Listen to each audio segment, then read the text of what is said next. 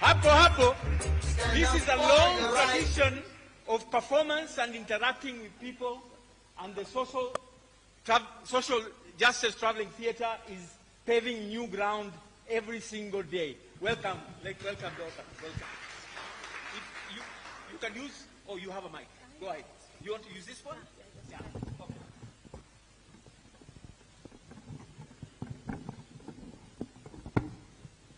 More power to the people, more power. More power. I hear that far, please. Upper auditorium is very historical. So more power to the people, more power. More power to people, more power. More power to Timia, more power.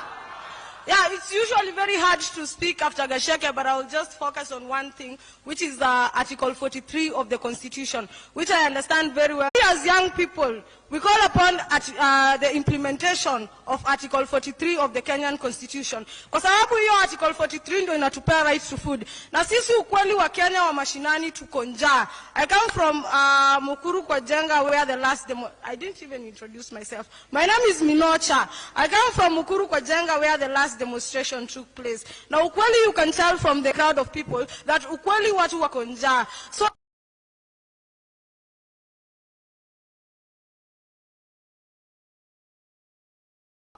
sessions were, of course,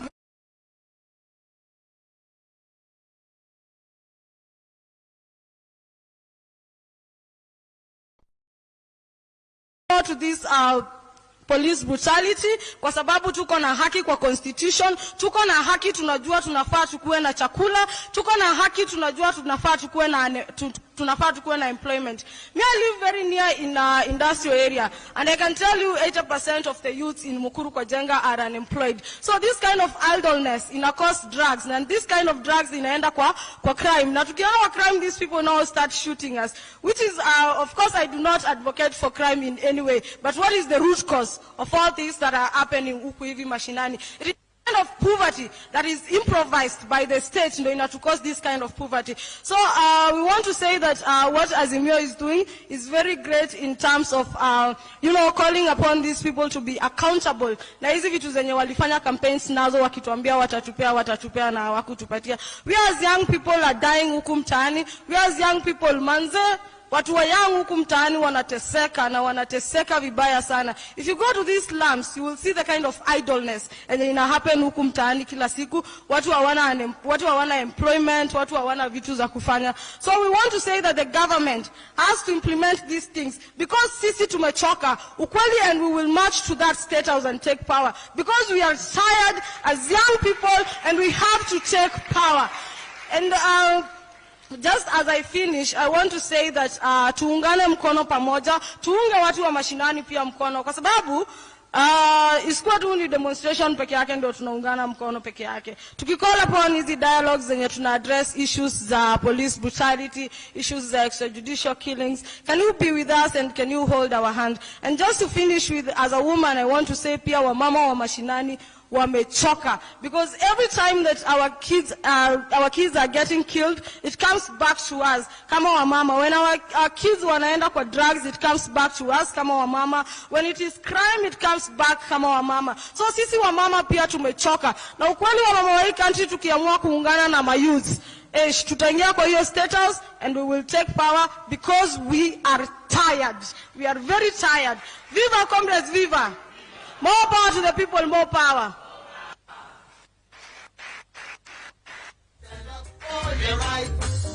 Fire! Vijana power! Our daughter and our young sister has taken half the time Ndugu Gasheke took. So that is a trend. Concentrate, focus, preciseness. The next calling, I'm not saying these things because I'm anticipating he'll take long. I'm sure he'll take preciseness. Kama mtu anapicha hapo, kamera apige kabisa. Mama na daughter, baba na binti yake.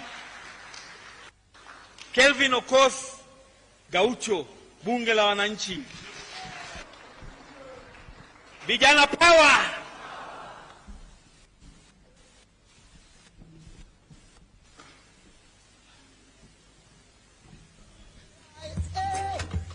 Okay. Vijana power. Okay, kwa political class, Baba Raila Odinga, Kalonzo Musyoka, Martha Karua na comrades ambao wamefika hapa. Kwa majina ni Calvin Sokot, bunge president ama ghetto president Kenya mzima. Kwa niaba ya wanabunge, wanabunge wana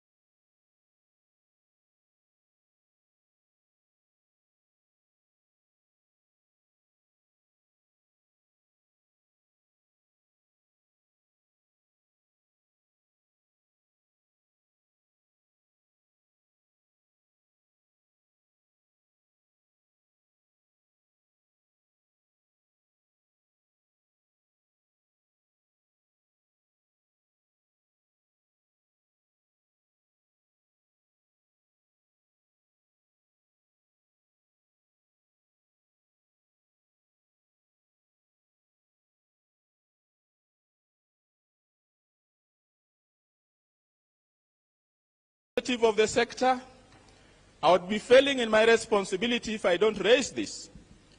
Way back in 2013, a new law was passed, the Public Benefit Organizations Act, that was supposed to repeal the NGO Coordination Act and establish an enabling environment for the civil society to thrive and make their contribution in a socio-economic development. That law that was passed by Parliament in 2012, assented to by former President Mwai Kibaki on 13 February 2013, is yet to become operational because successive regimes have refused to operationalize it. We are seeing on the other side people who called us names, said we are evil society. I'm not surprised that day in, day out, they celebrate the contributions made by Kenyans in the diaspora, but never mention the significant contribution that this sector makes to the economy, creating jobs and ensuring that those who are underprivileged, those who are underserved, get some of the services that government cannot provide.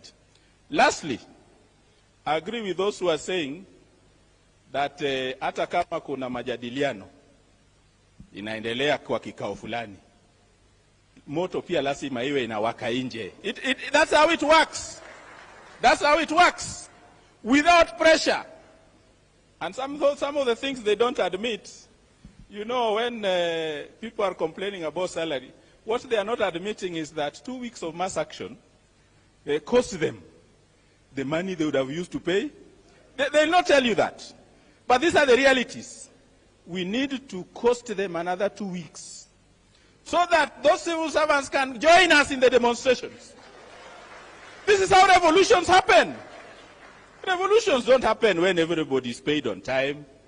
We like it. We like it. Some of us in the activist side of the world like it when everybody is not comfortable.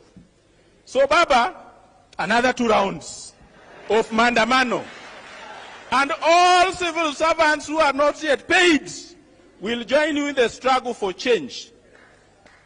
One thing people who are close to you may not tell you, and which people say outside, is that you don't seem to have the ruthlessness that is required in this struggle. That, you know, my grandfather was a well-known partaker of traditional brew, busa. But he would not entertain a fly around his calabash. You are still entertaining people who have defected, people who have crossed over, people who have betrayed the struggle. By now, there should have been a by-election ongoing in Kisumu for the Senate.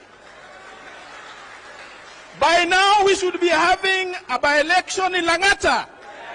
People are saying you don't have the ruthlessness. This struggle requires some level of ruthlessness. And it is not that there is no shortage of people who can lead in those constituencies. Bondo constituencies are sure bet. What are we waiting with that? Baba, you need some level of ruthlessness in this struggle. Because if people are aiming to kill you, why not kill them first? That is what the struggle is about. I'm glad to see my colleagues, Kenya University Students Organization. I want to tell you, I'm the founder chairman of the Kenya University Students Organization. And when we were founding it in 1995, some of us were expelled. Then we became clever.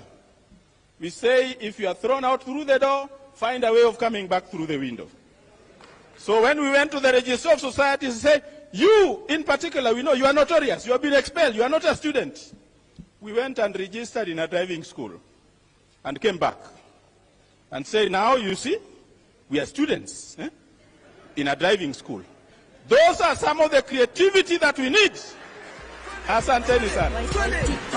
Vijana munataka nani? Baba. Na wazee munataka nani? Baba. Hadi wa mama munataka nani? Baba.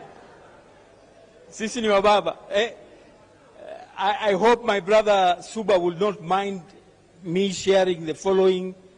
I want to share with Baba 2 things about Suba as he greets him.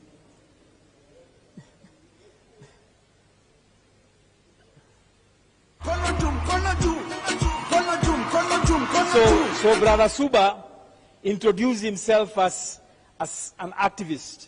But at the end, he also indicated that he was a founder, student leader of the university.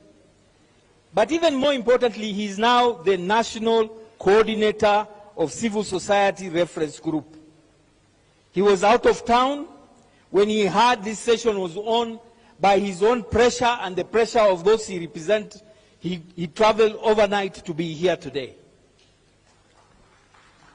So, Kevin, please, you're the second last person, so let's make it precise.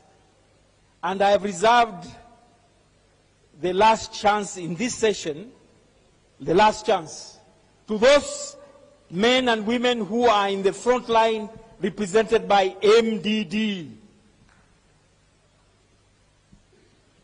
Yes? I'll be taking you up. Been holding on for so long.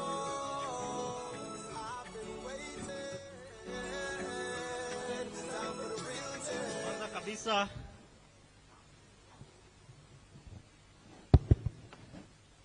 Kwanza kabisa ningependa kutambua wale viongozi wa rende la Azimio ambao wako hapa, viongozi wetu ambao pia ni viongozi wa vyama vya kisiasa. Ninaona hapa wamejaa, wamefurika furifuri. Viongozi wetu ambao wamechaguliwa kutoka katika bunge zetu za juu na pia za gatuzi, na muona spika wetu wa Nairobi Bwana Ngondi pia ako hapa. Viongozi wa sekta mbalimbali wa Kenya wenzangu, mabibi na mabwana, hamujambo? Bwana Yesu Kristo asifiwe. Salamu alaikum. So I want to begin by really appreciating the organizers of this session who considered it wise and very thoughtful to have conversations from Kenyans around the ongoings in their country. When we received this phone call that came to us yesterday evening, we were very glad because this really is an exercise of Article 1 of the Constitution of Kenya that gives sovereign power to the people. In addition to that, we have very many legislative proposals that support public participation. So we have come here in very big and huge numbers to participate. And if a similar call comes from Kenya Kwanza, we will as well attend and make our voice to count. I am speaking on behalf of an organization called County Governance Watch, whose sole purpose is to watch over devolved governments of Kenya, really by presenting proposals and recommendations that strengthen and enhance devolution in the counties. In addition to this, we engage a lot in issues around leadership and governance. And so elections, peace and security really form the core of the work that we do. And so in the midst, we have organizations that are from, let me say, across the country, because beyond County Governance Watch, we engage with a network called the Peace Actors Forum that is represented by Madam Leah Kimathi. I think she's seated somewhere there. And also stakeholders from Mathare, Kibra, and other informal settlements that we engage with. They have sent me here with a 4-page document that I am not going to read, but I want to summarize it in brief. The first issue is, of course, taking note of the fact that our elections are necessarily standing as a trigger for violence, crisis, and dilemma. And this is happening because, as a country, we have failed to really look at the far greater challenges that the country is facing. And so if you look at very many platforms that have been presented to us, very many conversations that have taken place in this country, there are lots of unfinished businesses. And that is why, even as we stand in this very non-partisan platform, we want to appreciate Baba. Because I keep telling people that if Baba told us that kulikuwa na mamluki pahali, na kuna watu walikataa, na akasema nimewaona wameingia na mlango huu, na msipowazuia na kuwaziba, watatoka na mlango hii ingine. After a few weeks, what happened? The faces of the Mamlukis tulionyeshwa, waliangazwa. If Baba says that there is an issue with this server, if Baba says that there is an issue with this server, si basi tutaweka server pia wawe mamluki. Na baadaye kutakuwa na sehemu na pahali ambapo ukweli wa huo server utajulikana. And so we take note of processes such as the Kenya National Dialogue and Reconciliation processes of 2008 that raised issues. 4 among those issues: constitutional and legal institutional reforms, land reforms, tackling poverty and inequality, tackling unemployment, especially among young people, and of course cross-cutting issues such as consolidating national cohesion and unity while addressing transparency, accountability, and impunity. As a network and an agency, we are convinced that the political process that we currently have, especially bordering on largely the reasons why we are here, focus on humiliating competitors, critics, and those who do not agree with the views, rather than building consensus and strategies for solving our country's issues. So we take note of progressive processes that have taken place to try and deal with some of those concerns, but we are also convinced that the people, the economy, eradication of suffering and promoting dignity are not a preserve of politics and therefore of governments. Progressive voices have to be given their place at those particular tables. And that is why, beyond the Agenda 4 issues, the 3 concerns that I've raised are concerns that are bedeviling Kenyans today. Consequently, and despite being detailed in past review processes, including the Kenya and NEPAD APRM process reports, the Justice Waki and Krigler commissions, the National Cohesion and Integration Commission reports, the Truth, Justice and Reconciliation Commission TJRC report that of course led to the 2007-2008 Kenya National Dialogue and Reconciliation process, the Vision 2030 document itself, and much more closely, we take note of progress and regress that were made in the 2017 Joint Parliamentary Select Committee. And one agenda that not so many of us have talked about here today is the Building Bridges to Unity process that was quashed by our courts. These, ladies and gentlemen, are opportunities that give us the privilege, therefore, to make progressive steps that give us platforms to be able to exercise progressive aspects that therefore address the conflicts and the challenges that Kenyans are facing.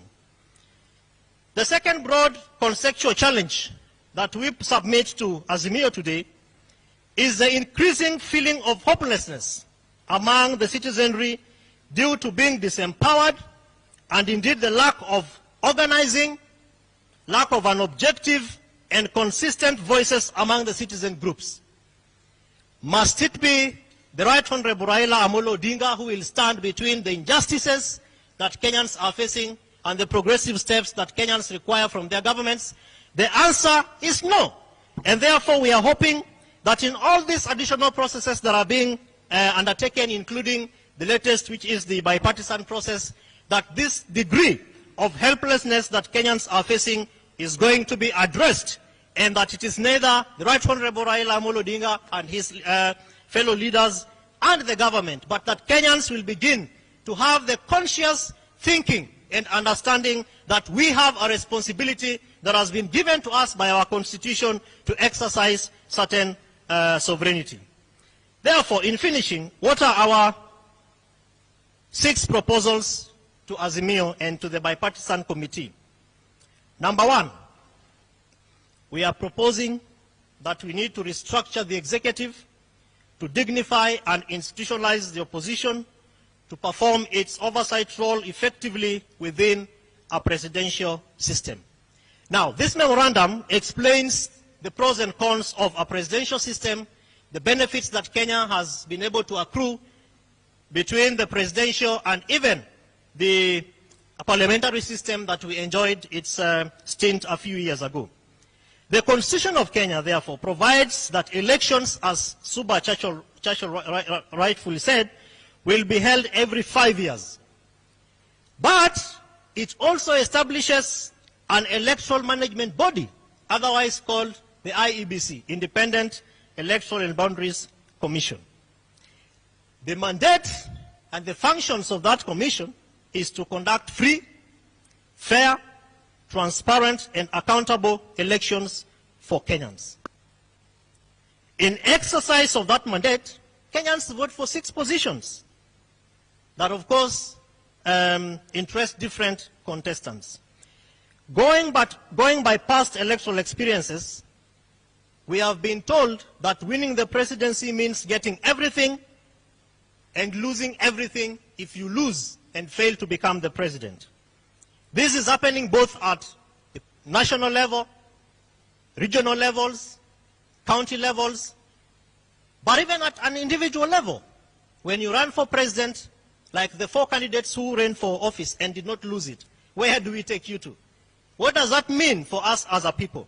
And therefore, we are proposing that we need to begin to have a conversation as candid as is possible to review this structure that therefore will be able to open up certain spaces for us to be able to look at how we can be able to strengthen accountability, transparency, and indeed integrity of various agencies. The second issue that we are raising, devolution. So strengthening devolution, institutional performance, and governance. We have seen, and as a network, we have undertaken an analysis of the promises that were made by both Azimio la Umoja and also Kenya Kwanza on devolution and the benefits that would be that would accrue to Kenyans with this. We are sorry to say that Kenya Kwanza government has failed to live by the dreams of Kenyans and the prospects that have been given to us through the Constitution of Kenya insofar as devolution is concerned. And therefore, we are proposing that, 1, funds that have been contained by the national government that are supposed to go to county governments be released, and that the bipartisan process that has been proposed begins to have a candid conversation around how we can be able to forestall the challenges that come with the division of revenue allocation.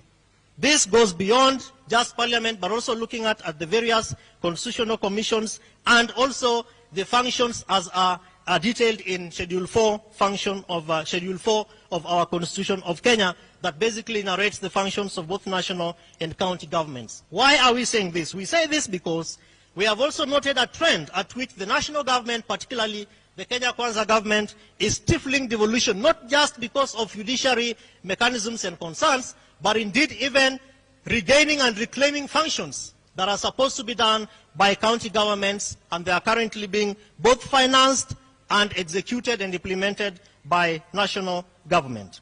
If we fail to do this, ladies and gentlemen, therefore what will happen?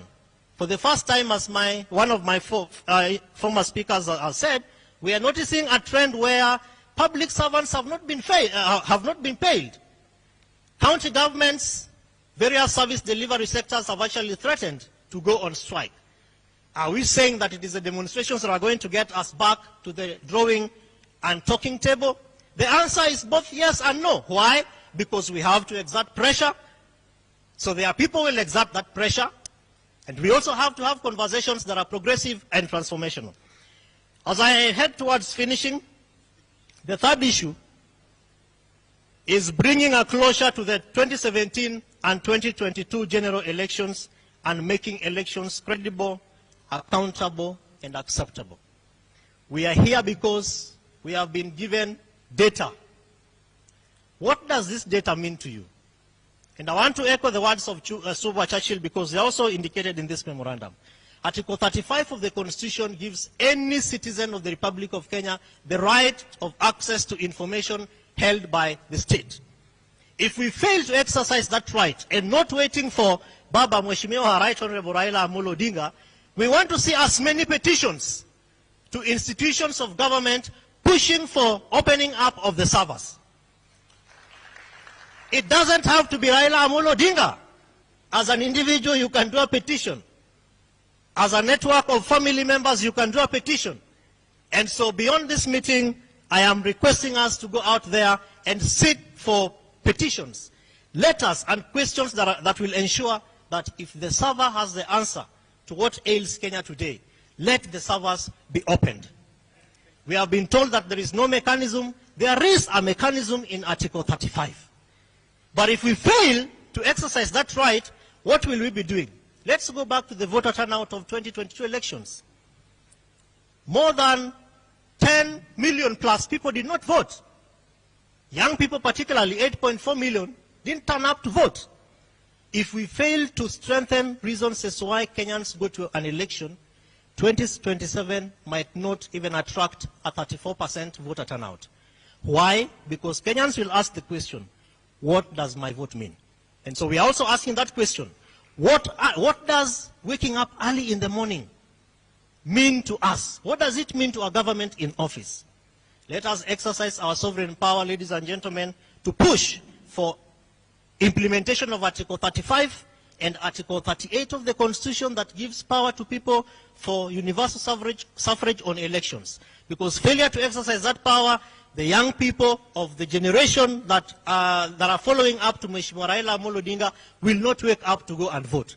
That means that there may be no elections in 2027. Lastly, cost of living.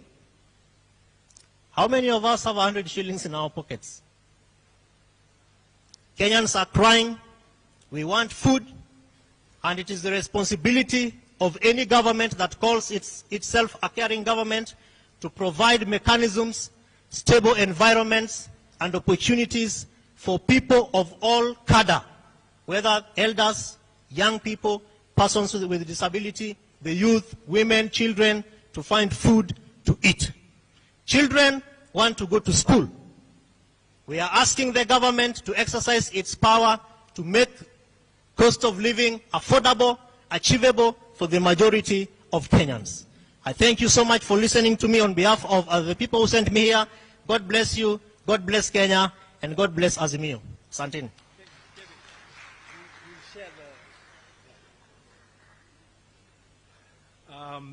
Thank you very much, Kevin.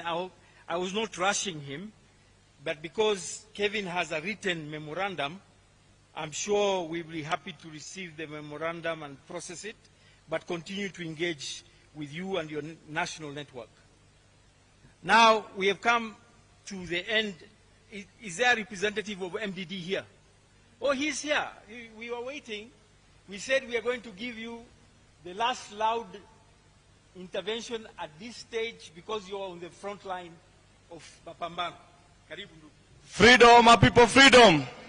Freedom, my people, freedom. You know, my name's Eliud Opan. And as Malcolm X says, by every means necessary. I operate closely with MDD, but I'm the chairman of the Ordinary People's Movement. And I had to take this chance, and for sure you cannot now stop me. During the French Revolution, one Jean said, when the poor will be left with nothing more to eat, they will come for the rich. As the ordinary, we've come this close, I can assure you. And I want to tell you, with Baba being our general, as the ordinary citizens, this is what the ordinary people are saying.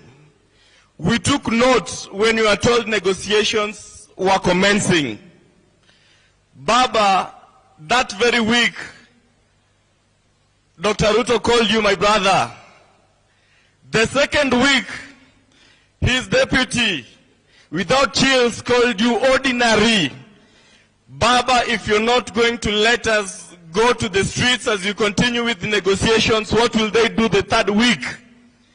I can tell you, Baba, the ordinary people want to be in the streets because that is the only platform we have a chance to enjoy our rights. And I want to remind everybody, and this is biblical, in Galatians 6:9, for those of us who are in struggle and at times get weary, Galatians 6:9 reminds you, don't be weary of doing good, for in the right time and in due time, if you don't give up, you will assuredly get the reward. God bless you very much, and may God take care of you and part of you as we go through our struggle. Thank you.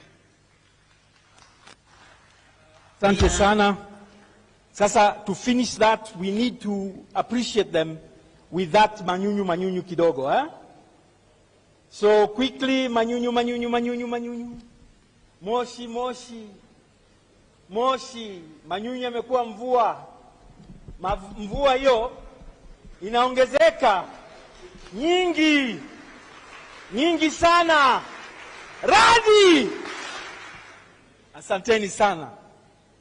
Now, with your kind permission, we are going to request His Excellency Stephen Kalonzo Musyoka to make a few comments and a few observations, because he's going to represent the leadership in a commitment that one of them has to go and attend to.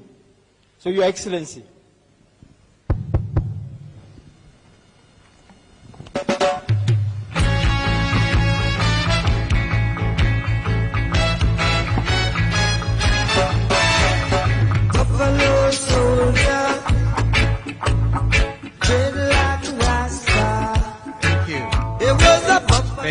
Thank you. This is not an occasion today for the Buffalo Soldier. We came to listen to our brothers and sisters from the civil society. Kwa hivyo naomba niwasalimie. Hamjambo. Civil society hoye. Azimio hoye. Asanteni.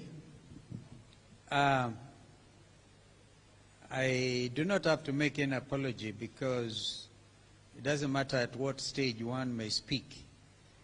But I know that the keynote reflections will be made by our brother Raila Odinga, and I know our sister mother may want to actually farm it on provisions of Article 35 of our Constitution, the right to information.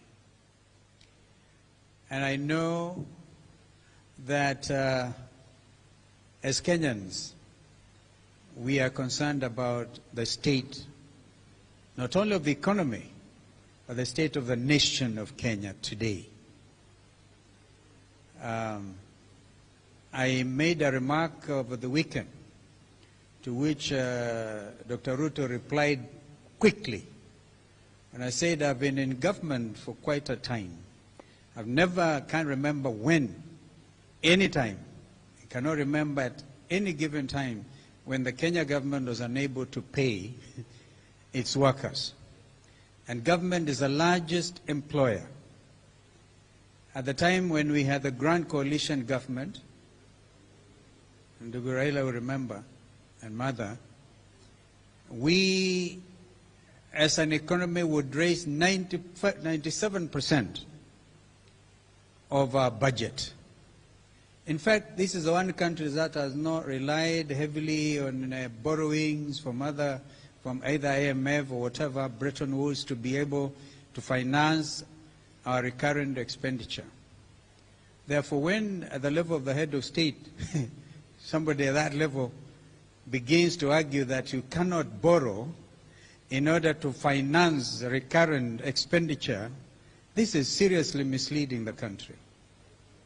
I want therefore to suggest, and allow me to continue with the journey after this, that Sunday in Kamukunji we will be going back to the People's Baraza. Here they are a little afraid as to why we would want to go back to Kamukunji. We have to report progress. I repeat that those who have read a book by the title A Man for All Seasons, you remember, I think Suba, you may have read it.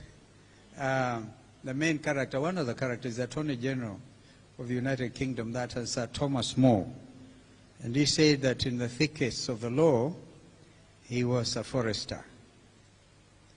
I have this sense, because I've been in negotiations in the region, and of course in our own country, that Kenya Kwanza, let me be respectful to them today, are not serious about this dialogue.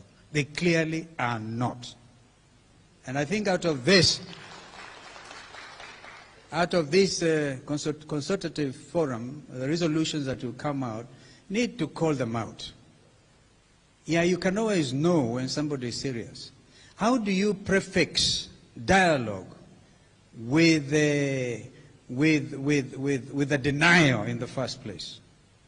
Denial that this is it, we are not on it, and we can only discuss IEBC reconstitution. That's what makes me think they are not serious about dialogue. I agree with Gaucho. Gaucho said, the ghetto president, he said, these people, if they don't want, there's no dialogue they want. And I want to give him a negotiating principle. Dugu Gaucho, are you in the house? The ghetto president is right there. You find this applicable to Kenya Kwanza. If you cannot dazzle them, dazzling, you can't dazzle them with brilliance, then baffle them with bullshit.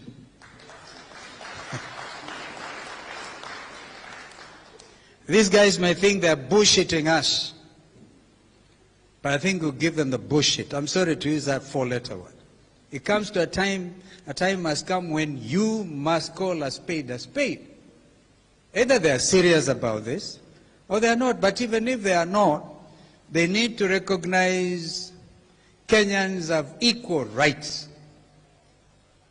And that you cannot sit on my rights and pretend you are doing me a favor.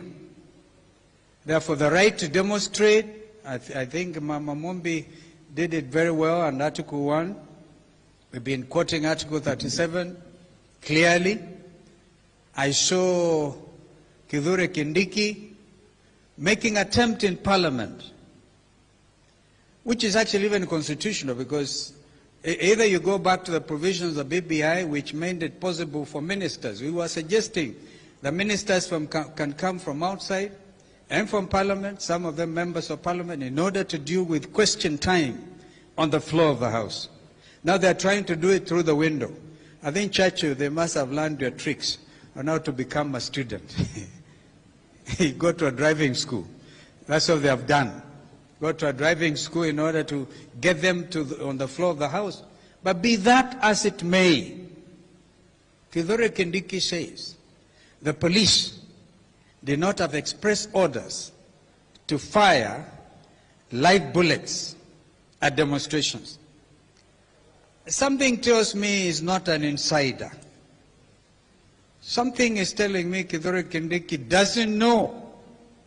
We want him then to tell the country, why is it that an attempt, a deliberate attempt, was made on the life of Honorable Raila Amolo Odinga when we did the demonstrations in Embakasi South? Deliberate. Where was a young man I mentored called Kithure Kindiki?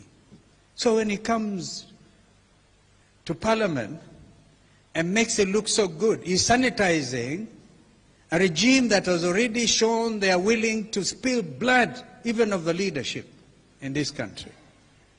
If it wasn't that Raila Odinga's vehicle was armored, we would be talking a different story. Therefore, from this forum, please join me in demanding a thorough investigation on that attempt on the life of Raila Odinga. Otherwise, it will be casual. We are talking about men and women who don't care about shedding blood.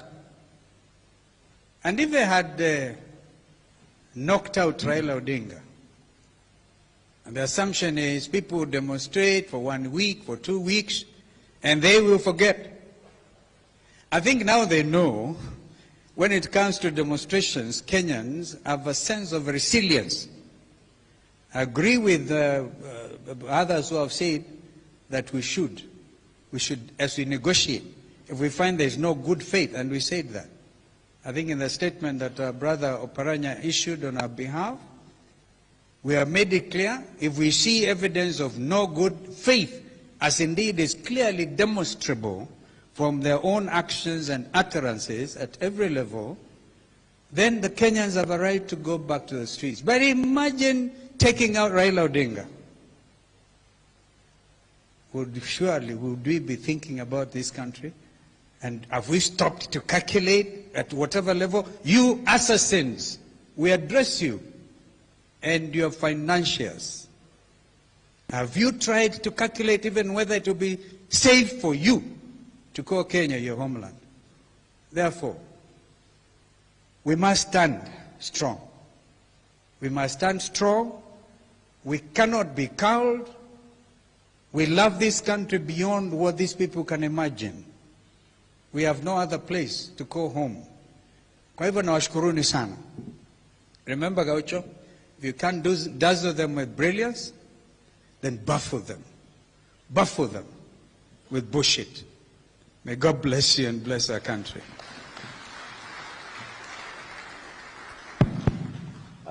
Thank you very much, Your Excellency, for those sobering thoughts.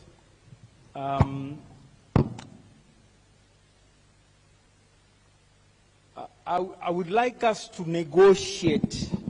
You know, we are saying we are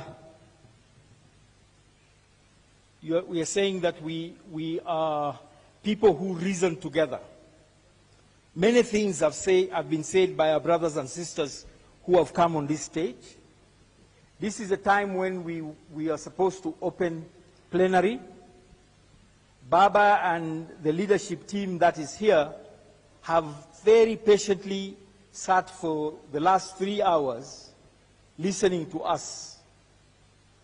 So I would like to negotiate with you and say we go a maximum of half an hour and we divide that half an hour between us and the leadership, so that we give 10 minutes to someone who has a very burning issue. Please don't raise any matter that has already been raised. You have a very burning issue.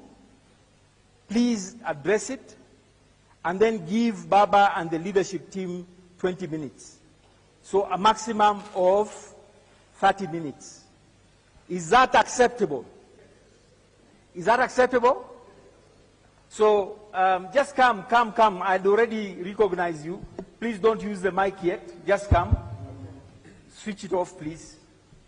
So you are number one, and we'd like to be very brief. The second person would be someone who represents youth and persons with disability. She's called Wanja Maina Hana. If you put up your hand, somebody will bring a mic to you. Please bring a mic. Please give them that mic. I'll give you mine. Yeah? So Hana, you'll be number 2. Mzee Nyandika, can I see your hand? Yeah, so Mzee Nyandika is here as an elder. We haven't had the elders speak. So I'll take 3 more from the audience by a show of hands. 2 here and 1 up there. So 2 here. Yes, the lady. 1. I'm looking. Yes, elder. Up there, 1 person. Yes, sister. Come down. Okay? could you, all of you, come here so you give a mic to each other and we take precisely 10 minutes? But they want Mzee to see them. You want Mzee to see you? Yeah, so we could either speak down there or up here. So number one, brother, precise, very brief. Your Excellency, Your Excellencies, Honorable Baba Raila Amolo Odinga, Mama Martha Wangari Karua, waheshimiwa, ndugu zangu, mabibi na mabwana, hamjambo?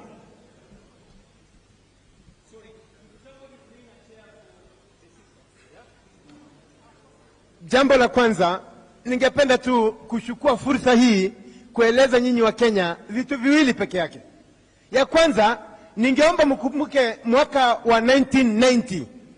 There was a country called Romania. It had a president called Ceausescu and Mrs. Ceausescu. They were put on firing squad. You know why? Because of what is happening in Kenya today. So let us not take this country as a joke. We have children. We have grandchildren. We don't want to leave them on fire. Ladies and gentlemen, I am asking you, Baba, look at us. We are helpless. Tunakuja maandamano alafu tunakutana na watu wako na risasi. Hiyo sio maandamano. Turuhusiwe pia sisi tubebe zetu. Tukutane na wao ndio wajue sisi ni wanaume pia. We do not want jokes anymore in Kenya. Gentlemen, I will remind you about Rwanda, our country, our neighboring country here. A plane was shot down. It had Abariamana and Uliengiamana. They were from here, Nairobi, doing negotiation for peace. My friend, 1 million people died. Is that what you want to see in this republic? Alafu mtu anakuja kusema ati Raila anataka handshake. Raila anataka handshake ya nani? Tulimpatia kura na ameshinda. Tunataka handshake ya nani? Open the motherfucker. Sasa ndio mtajua tumeshinda hii kura. Asante sana.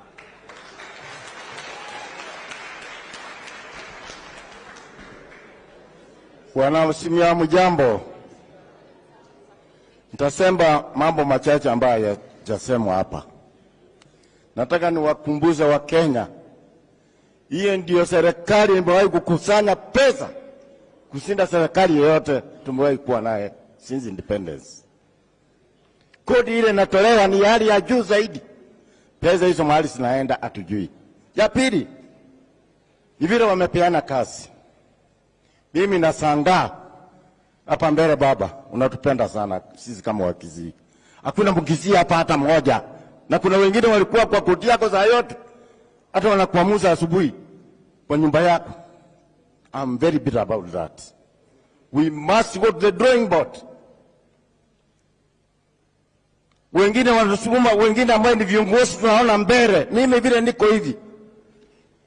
Nimeitwa mikutano mingi na Wakisii wale wanaenda kugonga kwa milango ya Ruto wafunguliwe wapewe pesa. Nimesema sitaenda. Na baba, wacha nikuambie. Sijui kama kuna serikali. Sijui, sielewi. Mimi sielewi. Makosa yale Ruto amefanya na serikali yake within this very short time, sijui kama inaweza kurekebishwa namna gani. Distribution of jobs amempa watu ya njia ile namna ya kuponya pesa. Hata muangalie kabisa, na hiyo ni wakumbuze. Kikuyu anapewa minister, PS ni mtu yake. Nao ndio watu wanaanza serikali. If it means incitement, let it be. Anapewa pande hii account ni mtu yake. Pesa inaingia na kuchomolewa, hatutavumilia tafadhali. Nashukuru. Sasa nataka nikupe kiongozi, baba, kutoka Kisii. Kaa na hii kijana getu, nilimuona hapa. Hata kama kwa sababu tuna wabunge. Kaa na msichana yule ambaye ulinominate, ambaye nominated MP. Irene Mayaka. Wabunge ambao wamechaguliwa na tiketi yako. Wacha kuwa na huruma sana. You are my friend. If there is a friend of yours, the true friend, ni mimi. Wacha nikuambia huruma, wacha. Amwafoto Bulangata. Utunyima mbunga ambaye tungechagua ukatupatia sarakasi. core election there. Mimi ni voter wa Lang'ata. Sitaki kuongea mengi. Nafikiria nimekumbusana yale machache ambayo nimekuwa naye ningeongea mengi. Lakini ngine nitakuuliza papo kidogo tu. Asante. Asante mzee Nyandika, nipeane mwelekeo kidogo tu. Kwanza walio sehemu, asante mzee Nyandika. Utamsalimia unapoteremka chini. Tafadhali. Unaweza kupitia hapa umsalimie. Asante mzee Nyandika. Tumpigie mzee Nyandika makofi. Sisi ambao tuko upande huu tuko na nafasi pale juu, yeyote anajiunga nasi aelekee juu. Na vijana ambao tunatembea tembea, hii ni awamu muhimu sana. Na mwisho hapa, kindly if you can, one issue, alafu unaketi. I think the lady perhaps, kindly. Asante. Endelea. Thank you very much. All protocols observed. Nataka kusalimia baba tena. Wakati ambayo nilimsalimia mwisho tulikuwa Nakuru. The last time niliongea na baba tulikuwa University of Nairobi, an alumni, na baba alikuwa atupe 6,000. Na hiyo 6,000 ilikuwa ikuje the first week of the month. Kwa hivyo kama hawangetufanyia vipindi, saa hii ningekuwa na 4,000 imebaki kwa sababu alikuwa amesema 6. Alafu hiyo ingine tunapeleka weekend. Baba, I'm the national chairperson of people with disabilities in Jubilee. Kuna hii issue ya cost of living, na kwa sababu in your wisdom, I wish you tie it to the issue of social protection. Kwa sababu hiyo issue ya cost of living, it really affects people who are at the bottom of the pyramid. Na hiyo social protection, it delays, haikuji, inapelekwa funny, and if it can be added, we can solve this issue for once and for all, because we are as strong as our weakest link. Issue ya pili, nimeambiwa niongea moja lakini nitaongea mbili, ni hiyo issue ya IEBC. Hiyo issue ya IEBC iko na mambo mengi ndani yake, including vituko na vipindi ambayo IEBC wamekuwa wakifanyia people with disabilities ambao wanataka kukuwa nominated in county assemblies and in national assemblies. Issue tu ndani ya IEBC ni voter apathy ya mavijana. And that is why sisi tumekuwa request baba, please make it to be all inclusive, because our issues are very many na hatuwezi miss chance ya kuongelelea hiyo maneno. Number 3 and lastly, tungependa kuambia baba is that people have been really requesting to join the maandamano. I was there. Ni vile tu niliona tear gas ilikuwa mingi, but we really want to go to the maandamano. So make the maandamano safe and then we shall come back. Thank you very much. I appreciate it. Thank you. May God bless you. Karibu mzee. Okay. Asante sana. Your Excellency, Right Honorable Odinga, Mother Karua, Honorable Malwa. Kwa majina mimi naitwa Joseph Ngeno. I'm Azimio Chairman, Bomet County. I've come here to also show solidarity with the people of Kenya with this fight for social justice. And I'm just here because the time my issue is only one. Maybe I'm going to spare one issue. But the problems that the people of this country are going through are the same. People in Bomet, people in Mandera, Mombasa, Busia are experiencing the same problems. Kama hii shida ya mshahara, for example, I'm a retired civil servant, mimi sijalipwa, ingawa mimi natoka upande compound, watu wanaweza fikiria wanapata special treatment. So I'm saying that we have people in all parts of this country who are with you, Baba, and people okay in solidarity for this fight. We are also saying that with respect to the server, we know that if you said you won, the best thing would be open it so that everybody can see. Otherwise, I just want to give you salam kutoka Bomet. Asante sana, Mungu bariki. Asante mzee. Karibu. Thank you so much. My name is Hannington Oguk, the Kuso Nyanza coordinator and the President Emeritus, Meru University. Comrades power! Comrades viva! I'm here specifically for one thing, the issue on comrades. We know very well Baba is the fourth arm of government. And so being a government, it means you have everything. So I'm going to request Baba, because it is a government. Baba is a government. Baba, students in this country who are the next leaders in this country are really going through hard times. The specific one is Students are being traumatized. We have institutions whereby students are being subjected into punishment, suspensions, and expulsion. But because you are a government, I'm requesting, let us have part of the judiciary that only listen to the cases raised by the comrades. Comrades power! Just the same way we have the juvenile courts. Because right now, to a point that the other day you had students who are having the candle lighting, condoling with our fellows who were involved in accident. You find that as students being subjected to a suspension or to an expulsion just for doing such a thing. So many students have been sent home. Baba, let's have, may we have, I'm requesting, may we have part of the judiciary that only listen to the cases of the students. As you witnessed what happened in Mary University sometimes back, when the vice chancellor was being taken away, we stood firm and we ensured that he was reinstated. And we want to thank God for that. But some of us were almost being taken home for fighting for what is right.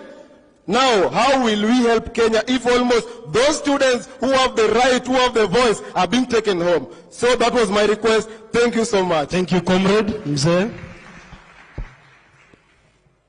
Amjabo. Kwa majina mimi naitwa Wambogo na nataka kwanza kushukuru baba kwa yale amefanyia hii nchi. Nakumbuka wakati mmoja 1989 nilikuwa nafanya kazi pahali kunaitwa Comcraft. Baba nikienda kazini alikuwa natoka hapo kwa Ministry of Foreign Affairs asubuhi mapema, tukaweviana hivi haja kama hakuwa ananijua. Alafu jioni alikuwa naenda ofisi pale Ajip. Jioni wakati nilienda nyumbani kufungua KBC, nikasikia mtoto wa Jaramogi Odinga amewekwa kizuizini na imesainiwa na mtu alikuwa anaitwa Cabinet Justice Ole Tipes. Sasa tangu wakati huo mimi nimesimama na baba na nimekuwa nikimfuatilia. Nimekuwa nikipigwa na watu nikiwaambia hata 2013 mimi natoka Udhaya na nataka kuambia wana youth haza nyinyi Kimathi wakati yalienda msituni alikuwa in his 20 years na nyinyi sasa baba anataka kumkabidhi hii nchi na tukimfuata kwa sababu hako na maono ya nchi na kuambia tutatoboa. Youth mujikakamue, tufuate baba na najua ako na maono mazuri kwa nchi yetu. Na niko na furaha kwa kuona Wairia na ndugu yangu Kioni. Hawa wametoka from their comfort zone na sisi tumesema pia tutawafuata kwa sababu tumeona yale mambo inaendelea katika nchi ni ya kutendanisha. Umaskini ile iko hapa nchini na unaona watu hawajali. Yaani juzi niliambia mtu hii mambo ya sijui courage ni Kikuyu chauvinism in politics itaisha. Na itaisha kama tunafuata baba wakiwa na mother. Kwa sababu nchi inaweza haribika.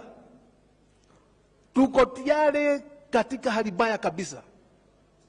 Lakini tukitoka Wairia na sasa nafurahi kwa sababu nilikuwa na shida uko wapi. Lakini sasa umejitokeza na kwa hivyo sisi tuko kwa laini hiyo.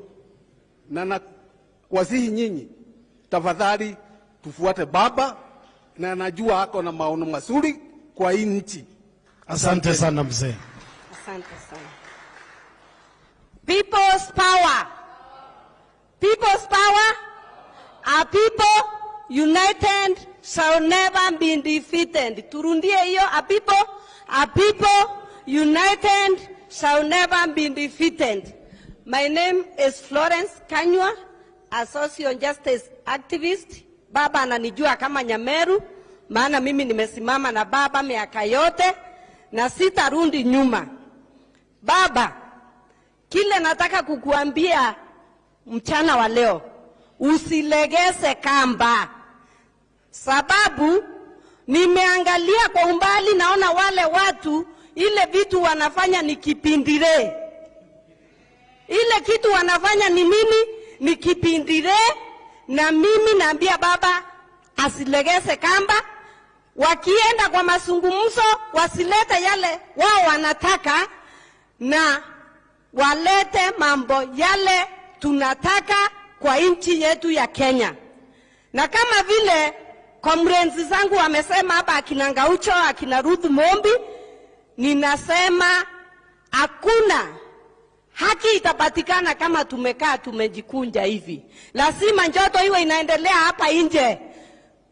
Viva comrades, viva! Asante madam. Viva comrades, viva!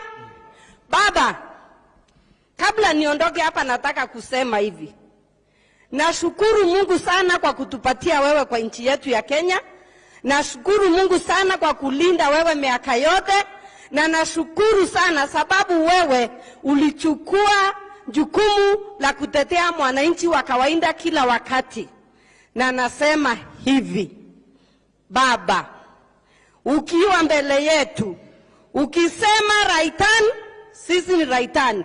Ukisema about turn, ni about turn. Ukisema forward march, we'll forward march.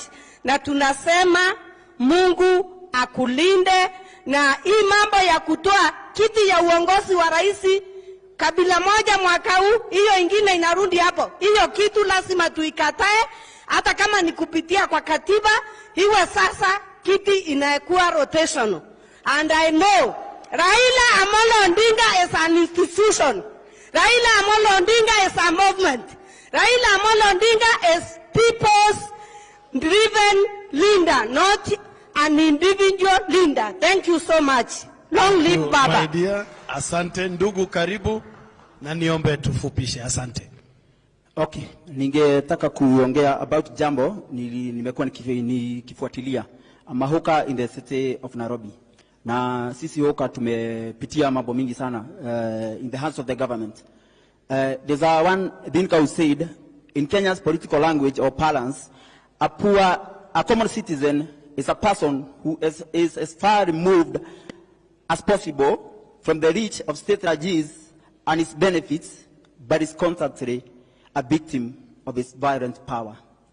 That is what we have been facing in this country for the last, I would say, 60 years, though I'm yet to be 60 years. So, tumejaribu kufuata justice, na tuliandika petition hapa, tukaandika barua, na ninataka kusema mchana kucha hapa, I mean in broad daylight. Hizi barua nilipatia various leaders in this country, various prominent leaders in this country, and I will not be afraid to say who and who. I'll mention them by names. I gave these letters to Raila Odinga first. I gave them to Mother Karua. I gave them to Mwangi wa Iria, the former governor of my county, Murang'a County. But none of them tried to respond to us about how we could get justice for our people. It's very sad, it's very bad. I hate the way we do things in this country. Kama hatuwezi make the institutions of this country to make for everyone, then we are only playing games. Because we will not be here forever. Nobody will be here forever. We should do it not for us, but for posterity. So I want to question why, to know from our leaders if I can get whatever feedback. Because one thing I thought that by approaching Mother Karua as a former justice and constitutional minister, I thought she would be in a position to help us to get justice for our people. Our people were maimed, others were killed by the city council and the Kenya police, and many areas were confiscated. And today, many of our people are living with those cars. But we have tried to seek justice, but nobody is coming to our aid. Nobody is coming to our help. I think in the end, we'll say with Martin Luther King Jr., that in the end, we remember not the noise of our enemies, but the silence of our friends. So, ile ningetaka ni kupata jibu from our leaders if ile maneno nimesema kama ni ya kweli, because we should follow up and get our leaders to get working for us. They should be working for us, not the other way around. Asante sana. Nafikiri hiyo inaeleweka, na wakati unaketi nitakutuma kwa protocol officer of course ili uchukue hii na uverify your petition. Asante sana. Comrades Power. Comrades Power. Kwa majina ni Vincent. Mimi ni mkaji wa huko Embakasi. What I want to talk about is just one thing, about unemployment to our youth. Most of the youth currently they are unemployed. And kwa ile manifesto yetu ile Azimio, Baba aliongea about 6K. And I still believe that hiyo ndoto yetu, Baba one day, vila nasukuma, hata sisi wenyewe kama vijana tuko nyuma yake, tunataka akue president, ili zile ndoto zenye zile manifesto zenye alisema, ile 6K vijana wapate. Currently most of the youth they are unemployed, they don't have job. Sasa ukienda mtaa unapata most of the youth wako tu base, zile java base wanakula tu miraa and whatever, which is not good. Another thing, hii mambo ya Baba anapata mambo ya maandamano, tunataka hii maandamano iendelee. Vijana tunaumia. Hii maandamano wakati wale viongozi wetu wa saba wanatuelekeza pale mbele, sisi pia tunataka vile tuko ucha alisema. Every Monday maandamano ikue kila siku. Ili wakati wanamalizana na ile mambo ya bipartisan, sisi pia sababu wakati tunaongea wakituona kama tuko barabarani ndio watatimiza vitu zetu. Asante sana. Another thing, dakika moja. Aya, tafadhali. Nataka Gaucho. Please, pale Jivanji. Sasa maskari wameweka kila siku wanafukuza watu pale. Gaucho tunataka wewe uongee pale, uongee na mapolisi, hiyo mambo ya kufukuza watu pale waache. Asante sana. Asante ndugu. Asante ndugu. All protocols observed. Viva comrades, viva. Forward is organizing forward.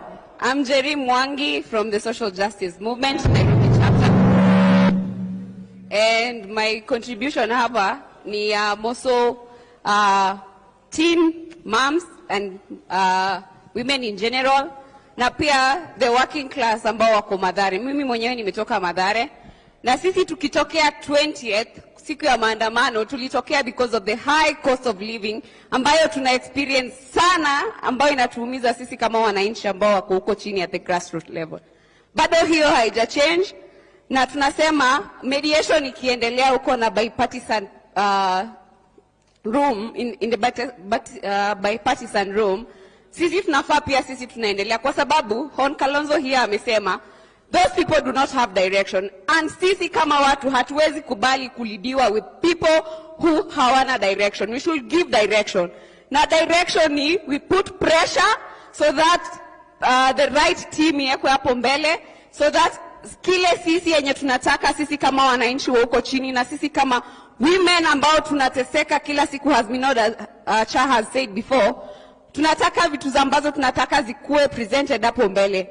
Na pia what Vincent has just said here, majority of the youths are not employed, na ndio inaleta also crisis zenye zinaendelea. Kuna high cost of living, kuna crime ambayo inaendelea kwa mitaa yetu, na ni kwa sababu vijana wameenda shule, wazazi wamewasomesha, lakini hakuna employment.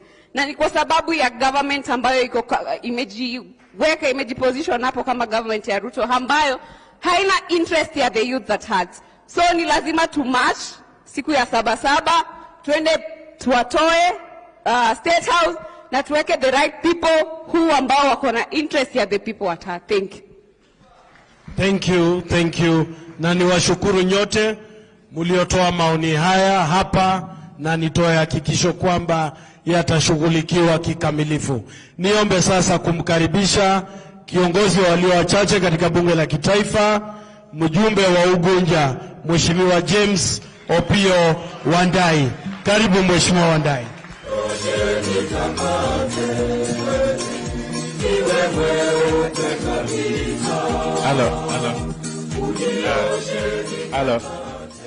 Hello. Thank you very much. Thank you very much, Baggy, and all protocol observed. I want to start by saying that as the Azimio la Umoja Coalition Parliamentary Group, we fully associate ourselves with the sentiments that have been expressed since this morning. And more particularly, we fully adopt the position taken by the social justice sector on these issues. Fully. Let me just ask those MPs who are here to just stand so that we may know them. Just stand and wave. Very good. Asanteni sana. We also have in our midst the leader of majority of the Nairobi County Assembly, Mheshimiwa Peter Imwatok, and I think their whip, Mheshimiwa Moses Ogeto, and all the MCS who are here. Kindly be upstanding for you to be acknowledged. Thank you very much. And let me say this about the so-called bipartisan process. You are aware, and all of us are aware indeed, that in the election of August 2022, upwards of 8 million Kenyans who are registered voters did not vote. So the question is, how can Parliament pretend to be representing those people and yet we do not know to which political formation they belong? And that's why we are saying that unless that bipartisan process is opened up to include external players, including the church, the student unions, the workers, the youth, the women, and everybody else, they cannot be allowed to proceed. And that is going to be the point of departure. That process can only be an extra-parliamentary process. In any case, we know that Parliament has never offered solutions to this country whenever we have wanted solutions. As a matter of fact, Parliament has on many occasions been an impediment to the country's progress. And therefore, the Parliament of Kenya cannot pretend to be an alpha or omega. We must open up those discussions to include everybody else who don't subscribe to either Azimio or Kenya Kwanza. Sinamna hiyo. La pili, the current economic situation that we are facing, which has resulted in the government for the first time in our history failing to pay its workers, is directly linked or related to that election of August last year and its outcome, which we have rejected.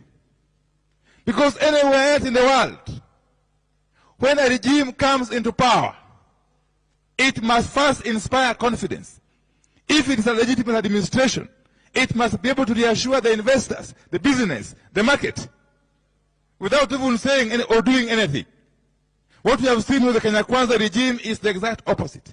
It has scared away everybody else, the investors, the market, and we have got a lot of uncertainty, which can only be addressed by opening up the server. And on the matter of the server, Your Excellency Baba, we are aware that Venezuelans have been here for the past 3 or so weeks.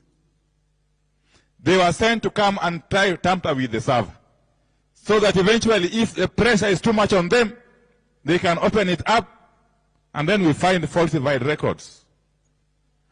Those Venezuelans, we have been on their track. We have been trailing them. They have been able to escape our dragnet. The last 2 weeks or so, they were staying in a hotel in Clarendon. When they realized we are on their tracks, they moved. They are on the run, but they are still in the country.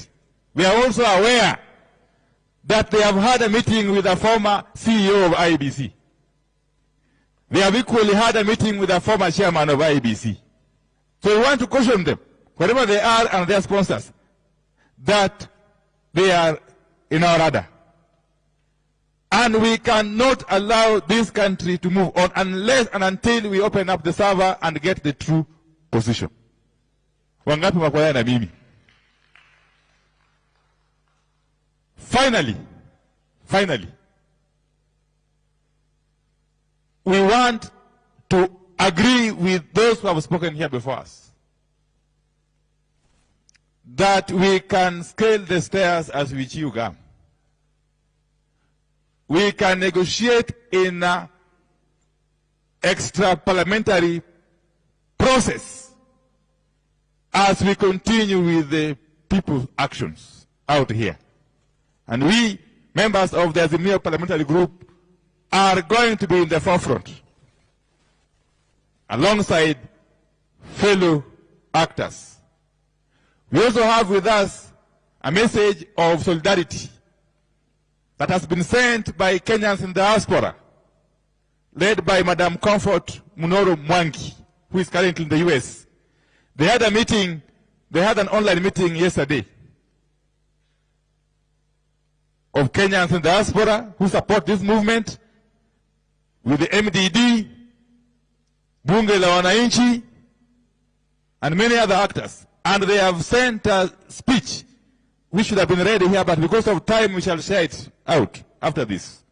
And therefore, with those preliminary remarks, allow me to just ask two MPs, one representing the National Assembly, who is Honorable Aladwa, to come and just say a jambo, and the leader of Minority Coalition in the Senate, the Honorable Senator Stewart Mazayo. Just 1 minute each before I give the microphone back to the Honorable Waziri Eugene Wamalwa to proceed with the program. Thank you. Asante Mheshimiwa Wandai. Hamjambo wote. Mimi nataka kusema mambo matatu kwa sababu viongozi wako hapa na wale wameitwa wote wamezungumza kulingana na mahali umetoka na mahali unawakilisha. Naitwa Mheshimiwa Aladwa nikitoka kaunti ya Nairobi. Mambo yangu ni matatu. My party leader, kwanza hii mambo ya kunegotiate na watu ambao wajielewi, na nimesikia watu wameongea hapa na watu ambao wajielewi waoni mbele. Kwanza tuko disappointed kwa mambo ya Monday wakati ulairisha maandamano. Hiyo lazima tuseme. Next time wewe kwenda kualisha maandamano, wewe ongea na hao tuwache tupambane huko wa street. Hao watu waelewi lugha nyingine. Hata mkisema mchague komiti ya 20, hata milioni 1, hawatasikia. So lugha ya kusikia, na nasikia wengine la kutukana kama Gachagua. Mtu ambaye hata koti imeangalia left, longi imeangalia right. Hata kuvaa jui.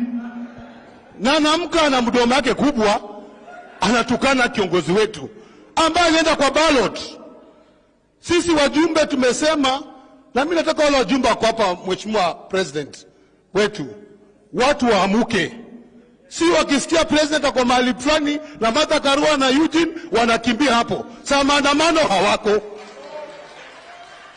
The next maandamano party leader tunataka kuwa coordinated. Kuna vijana hapa wana groups hapa Nairobi. Inakuwa disappointed, maandamano kisha hawajui wanaenda wapi na wanatoka wapi. Na wamesimama na wewe. Tunataka tuwe na proper organization. Vijana wetu wakimaliza tunajua wamepigwa risasi, huyo ameumia, huyo amefanywa hivi, ndio tunajua tuna collect watu wetu wale wameumia. Inakuwa vibaya sana tumemaliza maandamano, watu wetu hawajui mahali pa kuelekea. Baba, watu wanakupenda. Mambo kuarisha mambo achana nayo. Wacha tupambane. Watu tu wapambane. Wangapo wananuka mkono. Hiyo ndio feeling ya watu na ndio mood ya watu. Wewe kwenda kuarisha, uliza Martha. Uliza Eugene, mkikubaliana kwa room huko ni yenu. Mkitoka huko nyinyi mnyamaze. Wacheni watu waende kwa street. Ya mwisho, hapa hakuna mtu muoga. Hapa hakuna mtu muoga. Sasa hii tena nasikia wamefukuza mama ambaye ni wa jamii yetu kutoka Western, DG wetu wa NYS, Madam Sakwa. Mama Asha Juma amemfukuza kazi saa hii asubuhi kwa sababu alikataa kufanya mambo ya dili yake ya kufanya tendering. Wamefukuza huyo Muluya mama, na Waluya wako huko kubwa wako huko Kenya Kwanza wamenyamaza. Na wao ni mambo yetu. Muluya amefukuzwa kutoka Vihiga County. Tunasema watufukuze wasitufukuze, tunangoja baba kwa president atuteue tena. Na sisi tunajua kwa Mwenyezi Mungu baba atafika mahali anataka kuwa. Na mtu mwoga hapa aende kwao. Asante. Baba, kuna wajumbe, nikimaliza, wajumbe wana heshima na adabu, hata wa ODM. Saa zile uko mahali wanakuja kujipendekeza. Saa maandamano wanajificha. Maandamano kisha wanakufuata. Kama ni maandamano, iwe maandamano. Tukiongozwa na nani? Na Wandai. Tunaona kila mtu. Wandai weka register. Ndio siku nomination wapewe wale wamefanya kazi. Haya.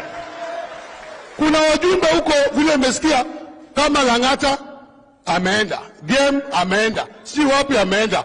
Baba, rudisha makucha yako. Fukuza watu kwa chama, toa watu kwa chama, tuende by election. Mimi niko tayari kuandika hiyo barua hata kama sina cheo kubwa kwa ODM. Mungu awabariki. Haya, asante sana, asante sana.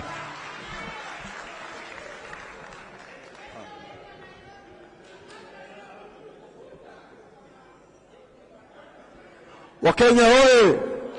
Wakenya hoye! Baba na mama Martha, viongozi wetu, itifaki zote zikiangaliwa, ndugu zangu, mimi nataka kusema kitu kimoja tu, ya kwamba imefika wakati sasa ni lazima hii serikali ya Kenya Kwanza ianguke.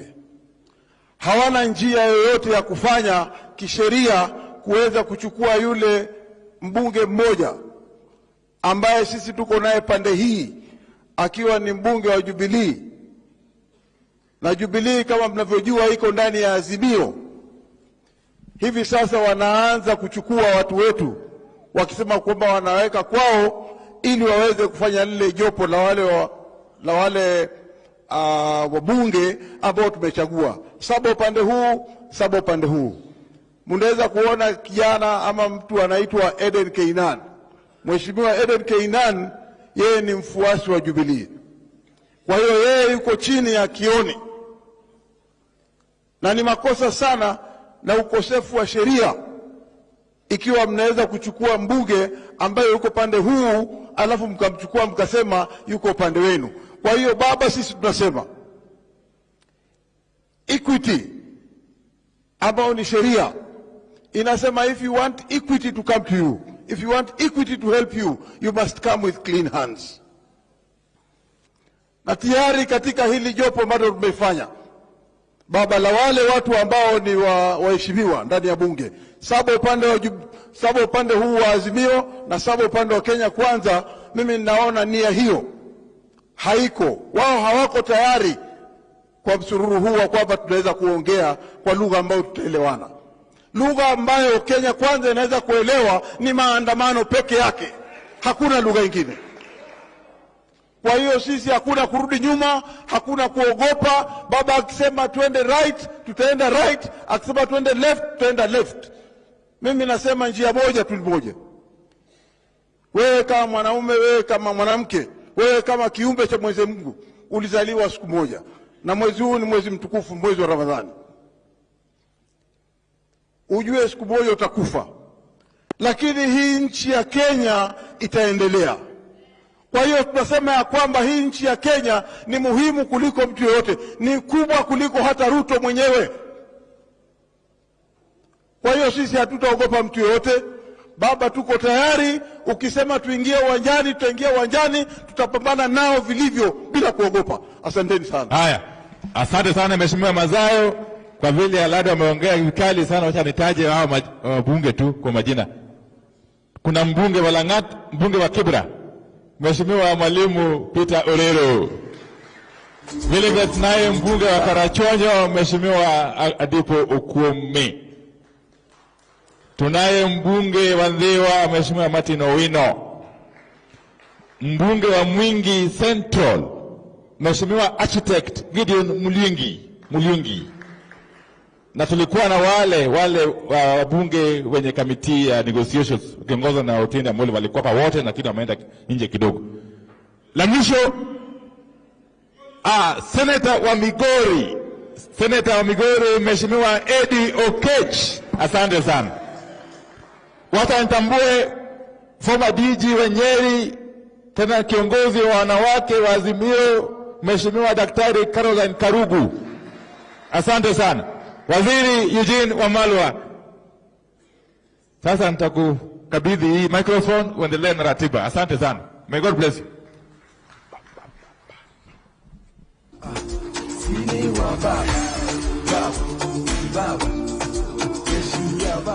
Asante sana. Wanaazimio hamjambo, civil society hamjambo, comrades power. Asanteni sana comrades kutukaribisha hapa. Mimi nilikuwa comrade hapa miaka mingi kidogo iliyopita, na nilikuwa naambia baba wakati nilikuwa mwanafunzi hapa, nilikuwa nakaa Mamlaka Hall, wale tulikuwa wanasheria, engineers tulikuwa pale, na kila mara tulisikia Jaramogi anakuja hapa, Masinde Muliro, Martin Shikuku na wengi waliokuwa wanapigania uhuru wa pili, kukiwemo Young Turks wakati huo, kina Raila, kina Orengo. Tulikuwa tunakuja hapa kuwasikiza, lakini pia walikuwa wanatusikiza. Na leo nashukuru sana Odoro Ng'wen, Zain, kuhakikisha wenye boma hili comrades wamepewa nafasi wawe nasi siku ya leo, sababu hawa ndio tunapigania Kenya ijayo, Kenya iliyoko sasa. Tumewasikiza siku ya leo. Kazi yetu leo ilikuwa ni kuwasikiza ninyi, na zaidi najua hapa mnataka msikize baba na mama. Mumechoka sana kukaa masaa mengi hapa, lakini kabla sijaleta baba na mama, kuna viongozi wachache naomba mtupe dakika chache tu wasalimu, alafu tulete mama, atuletee baba. Mnatupa hiyo ruhusa? So wengi wamekuwa wanasema ati mlima Kenya hauko na baba, ati baba alishindwa kupanda mlima. Hapa tuna viongozi kutoka mlima Kenya. Nimemsikiza kwa makini sana